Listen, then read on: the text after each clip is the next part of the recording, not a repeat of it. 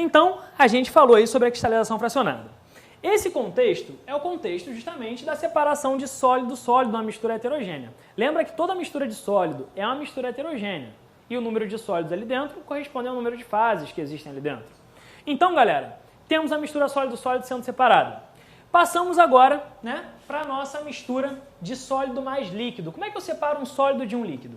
Para você separar um sólido de um líquido, existem dois métodos importantes aí. Até incluiria um terceiro, mas ele aparece um pouco menos, tá? Como é que a gente separa um sólido de um líquido? Para nós separarmos um sólido de um líquido, o exemplo mais clássico é a filtração. Você já fez café ou já viu alguém fazer café? A gente usa o filtro do café, não é isso? O que acontece? Quando eu misturo a água com o pó do café, a água passa direto e o café fica retido nesse filtro. A filtração é como se fosse a peneiração, só que os poros são absurdamente menores. Perfeito isso? Então, o que está acontecendo? Na filtração, eu deixo preso no papel, deixo preso no filtro o sólido e o líquido passa direto. Foi? Decantação ou sedimentação provavelmente aconteceu com você. Foi lá fazer o seu achocolatado ou o seu suquinho, jogou açúcar demais.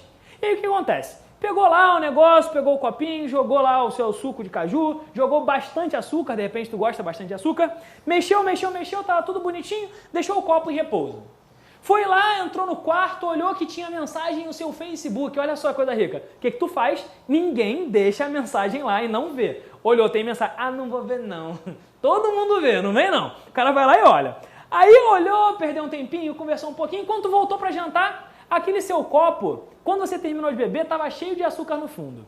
O que aconteceu com aquele açúcar? Aquele açúcar decantou. A ação da gravidade puxou o açúcar que não estava solúvel para o fundo. Justamente isso aconteceu. Perfeito? Então está aí a decantação ou sedimentação.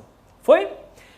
Tem um outro caso que eu comentei com vocês, que era a sifonação. Sifonação é a utilização de sifão. Antigamente ele era muito utilizado, o pessoal roubava gasolina com sifão. Pegava uma mangueira, jogava dentro do tanque do carro, sugava, por diferença de pressão, o líquido saía, e o resto ficava preso ali no sistema.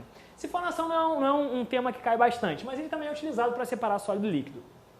Quando eu tenho agora um sólido e um gás, o método clássico é a câmara de poeira, mas calma, não vou falar dela ainda.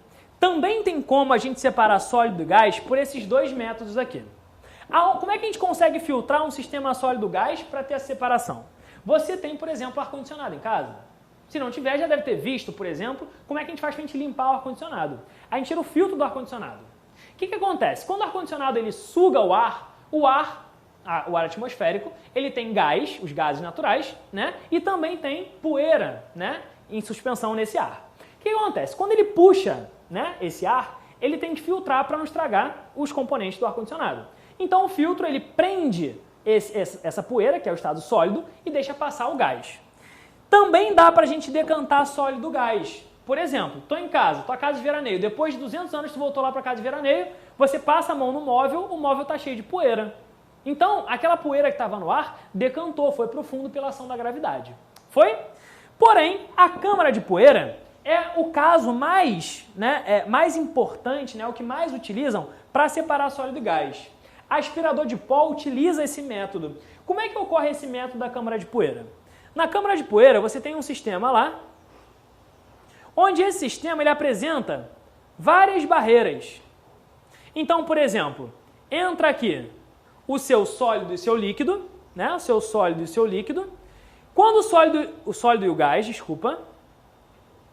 quando o sólido e o gás começam a passar por essas barreiras, tudo aquilo que é sólido começa a se depositar nessas barreiras. Então, todo sólido se deposita nessas barreiras, enquanto que o seu gás, ele passa direto, sem ficar mais com o sólido presente anteriormente.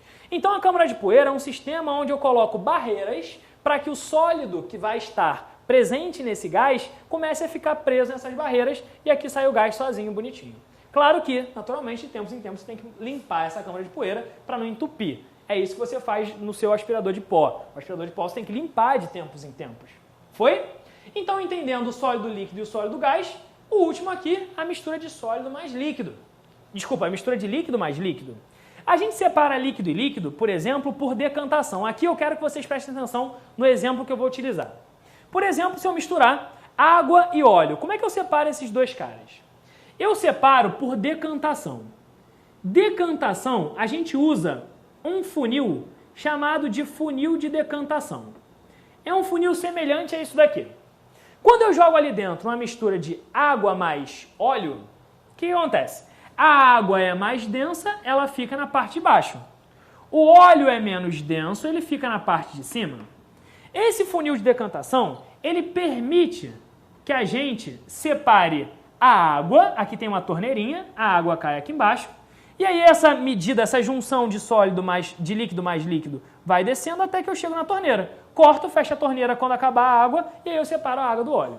Então isso daí ó, é o funil de decantação. Então a gente pode separar dois líquidos que não se misturam por decantação, tá ok?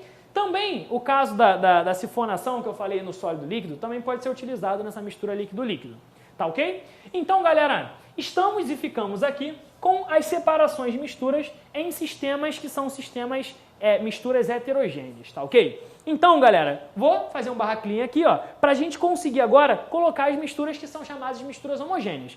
Mas nós faremos isso em 3, eu digo 2, eu digo 1 e...